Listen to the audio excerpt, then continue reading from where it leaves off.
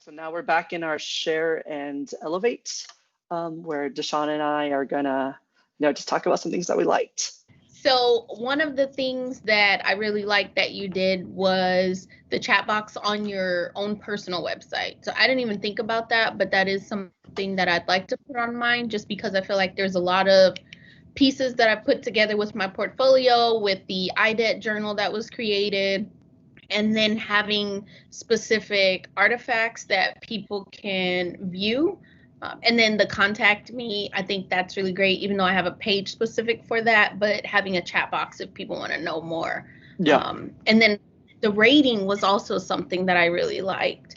I haven't used a lot, so I did see the Power Apps. I went through that module, but I haven't actually connected. I know here at the university we have a lot of security measures in place, so Right. a Most lot of times definitely. it's hard to just implement some of those apps, but I do want to get with IT and see what are some of those apps that they allow and try to incorporate those into my workflow. Great. Yeah. And That's then awesome. um, the other thing, I guess one of the things I wanted to show just for our team while I was working on stuff was playing in Adobe Dimensions. So I actually wanted to show that I actually created our team in Adobe Dimensions after going Nice. to the conference. And so I was able to put like the material on it, and then it's pretty much floating. It has That's so the cool. it has the shadow on here, and Yeah. then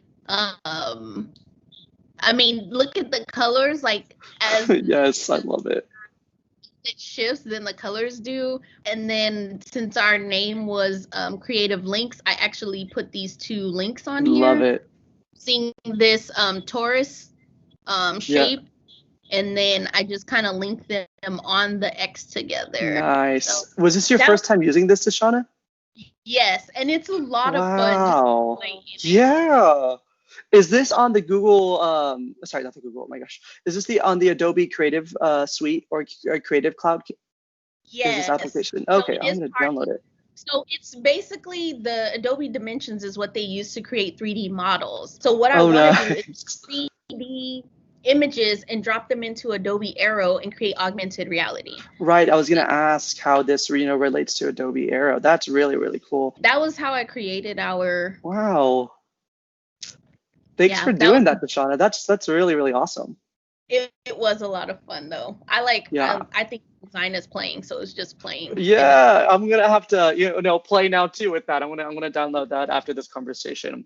But so a few things that really stood out to me about your artifacts, about what you talked about, was just your thinking of using your own real life scenarios, your own real life problems, and looking for a gap where you could, use technology. I find like you're very, very good at that.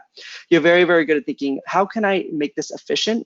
How can I make this, universal? How can I make this accessible to all? And so what you did when thinking about a scenario like commencement, and you thought of a solution right away, which is a chat box. I think, being agile, people use the word agile a lot. Like, I am agile, I'm fast on my feet, I'm able to, work and pivot really, really fast. I think what you're doing in incorporating technology is agile in nature.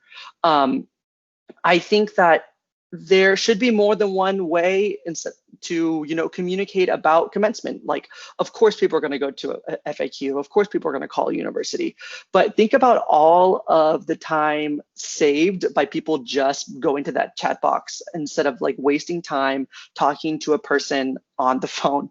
Like, that's what's so great about technology, and that's what's great about people like you who think of a technological solution fast. I also like how you created those paths from question to question. That's something I'm going to have to do in my chat box. And I think the Microsoft Virtual Assistant is to use, and I'm sure you can agree to this. Like, it's literally, there's not a high learning curve. It's very, very straightforward. It's very, very aesthetically simple. And so, yeah, I really, really like this week's topic, and that we were able to dig into some cool stuff. I do think the bots were easy. Once you understood the difference between topics and triggers, it was easy. Create the topic. And then I don't know if you saw the greetings, but they already have a bunch of pre-populated greetings. Yep. Yes, so you can already use those. So if somebody puts exactly. hello, it has all of these triggers for you. So I thought that was really cool, that some of the stuff that you created, you just kind of put it into your own.